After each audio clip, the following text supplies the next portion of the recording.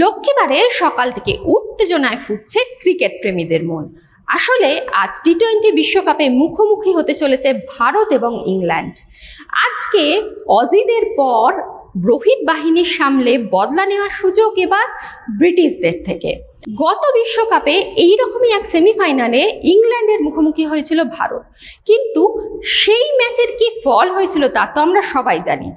10 উইকেটে লজ্জার হার এবং খালি হাতে ফিরতে হয়েছিল ভারতকে।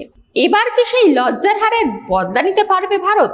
অপেক্ষায় গোটা দেশ। অজিদের পর ব্রিটিশ বাহিনীকে কতটা যোগ্য জবাব দিতে পারবে মেন ইন ব্লু, সেই নিয়েই সকাল থেকে সরগরম সোশ্যাল মিডিয়াও। তবে আজকের হাই ভোল্টেজ ম্যাচ শুরুর আগে আসুন জেনে নিই কয়েকটা গুরুত্বপূর্ণ পয়েন্ট।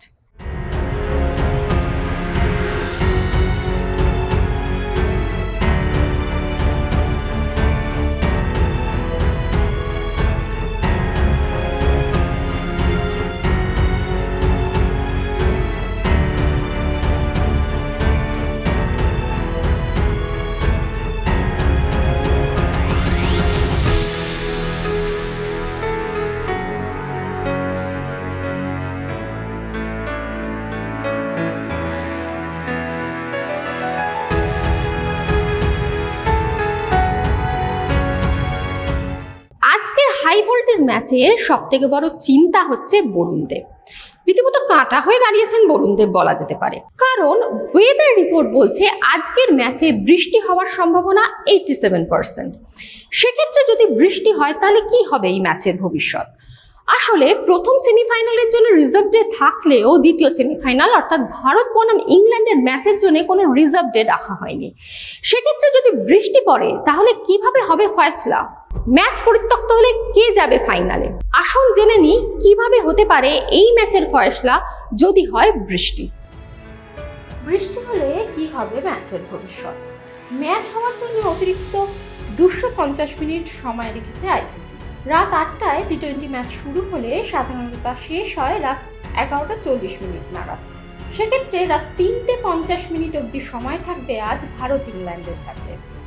সাধারণ টি-20 ম্যাচে অতিরিক্ত সময় খেলা হলে দু দলকে অন্তত 5 ওভার করে ব্যাট করতে হয়।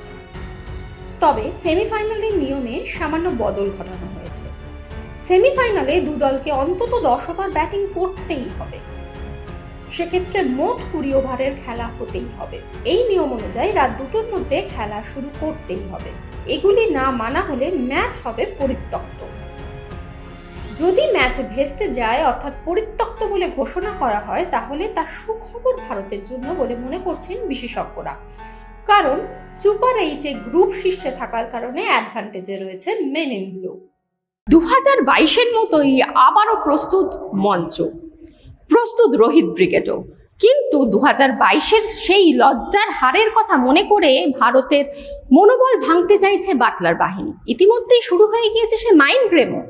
কিন্তু এবার গ্রুপ পর্ব থেকে এতদূর অবধি যে দাপট আমরা ভারতের দেখেছি তাতে রোহিত বাহিনীর আত্মবিশ্বাস ভাঙা অতটা সহজ কাজ নয়। তবে প্রথম থেকে যদি আমরা ভারতের যে পারফরমেন্স দেখেছি সেদিকে যদি নজর রাখি তাহলে বেশ কিছু বিষয় ভারতের দুর্বলতা দেখা গেছিল। যেমন প্রথমটা হচ্ছে টপ অর্ডার ব্যাটসম্যানের ক্ষেত্রে রোহিতকে সেভাবে আমরা ফর্মে পাইনি। কিন্তু গত ম্যাচে রোহিতের একটা 92 রানের ঝোড়ো ইনিংস সমস্ত সমালোচনার জবাব দিয়েছে, চিন্তা শেষ করেছে সমস্ত ক্রিকেট প্রেমীদের। আজ সেই আত্মবিশ্বাস বুকে নিয়ে এবং রক্তে বদলার আগুন জ্বালিয়েই মাঠে নামবে মেন ইন ব্লু। অপেক্ষায় গোটা দেশ। এবার আরেকটা জিনিস আপনাদের বলতে চাইবো, অন্যদিকে ইতিমধ্যেই প্রথম সেমিফাইনাল সেটি খেলা শেষ হয়ে গিয়েছে। প্রথম সেমিফাইনালে মুখোমুখি হয়েছিল আফগান এবং দক্ষিণ আফ্রিকা। রশিদদের নিয়ে অনেক আশা ছিল সকলেরই। রশিদরা দিল জিতলেন কিন্তু শেষ পর্যন্ত ম্যাচ জিততে পারলেন না। প্রোটিয়াদের সামনে আজকে অতি সহজেই আত্মসমর্পণ করেছেন তারা। আফগানদের হারিয়ে ইতিমধ্যেই ফাইনালে পৌঁছে গিয়েছে দক্ষিণ আফ্রিকা। এবার পরবর্তী প্রতিপক্ষের জন্য সেখানে অপেক্ষা করছে তারা। তাদের প্রতিপক্ষ হয়ে কে আসবে 2024 আইসিসি টি-20 ফাইনালে, সে জবাব পাওয়া যাবে আজ রাতে। ততক্ষণ পর্যন্ত নজর থাকুক এই সময় ডিজিটালে, এবং আমাদের তরফ থেকে রোহিত বাহিনীকে বেস্ট অফ লাক।